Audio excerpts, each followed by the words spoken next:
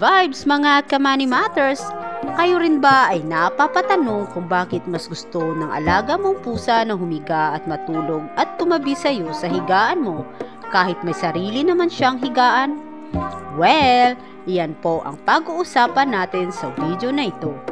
Bago ang lahat, subscribe and hit the notification bell.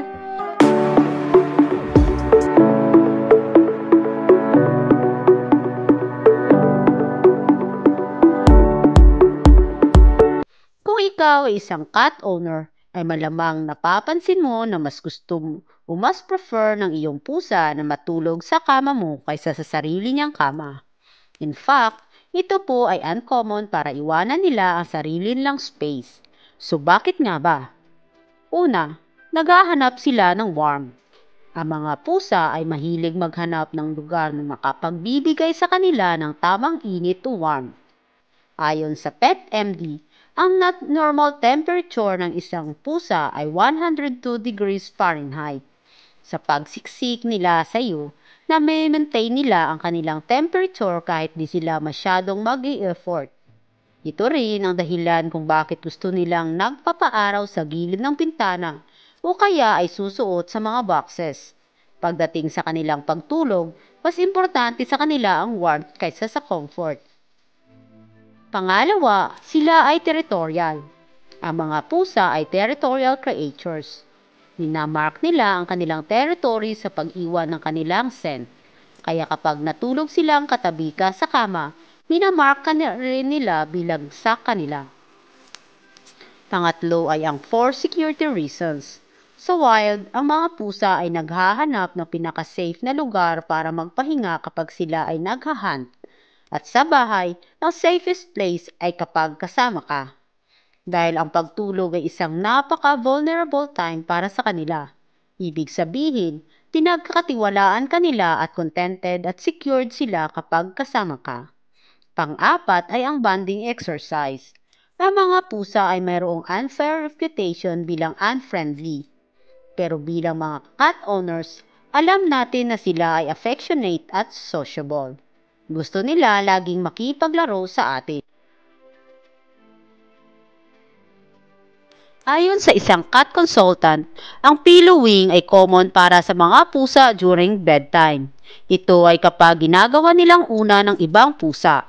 Pero kapag wala namang ibang pusa sa bahay, ikaw ang alternative. Ngayon ay may ilan sa atin ang nagpapatanong kung dapat ba nating hayaan ang ating mga pusa na tumabi sa atin sa pagtulog. Ang sagot po ay depende po sa inyo. Personal choice niyo po ito. Mayroon din kasing mga pros at cons ito. Unahin po natin ang pros. Number 1 ay stress relief.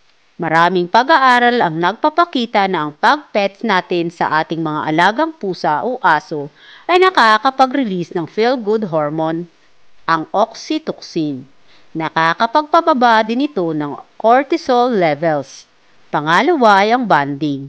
Kung ikaw ay wala sa bahay mo most of the day, ang bedtime ay best time para makakatch up sa mga cuddles. Pangatlo ay ang cozy and warm. Ang pagtabi sa kanila ay nakapagbibigay sa iyo at sa kanila ng cozy at warm na feeling. Sunod ay ang cons. Unahin natin ay ang pwedeng istorbo sa pagtulog mo. Kadalasan, ang mga pusa ay actives kapag gabi. Kaya pwedeng maistorbo ang pagtulog mo dahil sa kanilang pagiging active sa paggabi. Pangalawa ay ang hygiene concerns. Ang mga indoor cats ay maaaring madala ang ilang kitty litters sa iyong kama. Ang mga outdoor cats naman ay maaaring may dalang potential diseases. Pangatlo ay ang discomfort. Kung ang iyong pusa ay mahilig humiga sa iyong dibdib o sa ulo mo, pwede itong magbigay sa iyo ng discomfort. Lalo na kung siya ay overweight. Bukod dito, maaaring mo ding ma-inhale ang napakaraming cat fur na pwedeng makasama sa paghinga mo. Ang mga pusa kasi, for all we know, ay napaka-vulnerable kapag sila ay natutulog at naghahanap sila ng lugar o ng kasama na mapagkakatiwalaan nila habang natutulog sila. Kaya kapag natutulog sila, katabi ng kanilang owner, mako-confirm mo na pinagkakatiwalaan ka nila. Ayan na mga Kamani Matters, sana ay nakatulong ang video na ito at nadagdagan ang inyong kaalaman tungkol sa ating mga pusa. Huwag mo kalimutang mag-like, share, subscribe at i-hit ang notification bell para sa exclusive updates.